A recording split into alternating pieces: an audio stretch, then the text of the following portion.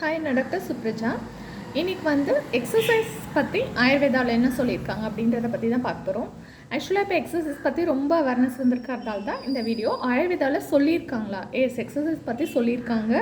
எவ்வளோ நேரம் செய்யணும், எந்த சீசன்ஸில் செய்யக்கூடாது அப்படின்றத பற்றியும் சொல்லியிருக்காங்க. யார் யார் செய்யக்கூடாது அப்படின்றத பற்றியும் சொல்லியிருக்காங்க. பார்த்தோன்னா எக்ஸசைஸ் பண்ணணும்.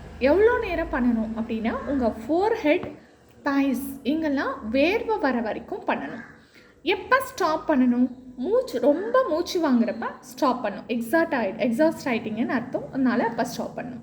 ஸோ எக்ஸசைஸ் ஆரம்பித்து ரொம்ப உங்களுக்கு மூச்சு வாங்குது, ஃபோர்ஹெட்லேயும் தைஸ்லலாம் நல்ல வேர்வை வந்துருச்சு அப்படின்னா நீங்கள் ஸ்டாப் பண்ணலாம். எப்போ செய்யக்கூடாது அப்படின்னு பார்த்தீங்கன்னா, ரொம்ப டயர்டு இருக்கிறவங்க, ட்ராவல் பண்ணிட்டு வந்து இருக்கிறவங்க, எக்ஸாஸ்ட் ஆகிருக்கிறவங்க, ப்ளீடிங் டிஸார்டர்ஸ் இருக்கிறவங்க இவங்கெல்லாம் பண்ணக்கூடாது. ஏன்னா அவங்களுக்கு ஆல்ரெடி ரொம்ப வாதம் அதிகமாக இருக்கும். எக்ஸசைஸ் பண்ணுறதால இன்னும் கொஞ்சம் அதிகமாகிடும். அதனால் ஸ்டாப் பண்ணணும்.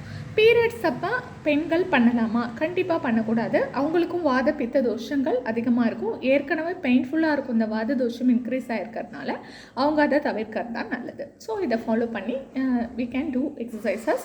அண்ட் சம்மரில் பண்ணாமல் இருக்கிறது நல்லது, இல்லை குறைச்ச அளவுக்கு பண்ணுறது நல்லது. தேங்க்யூ.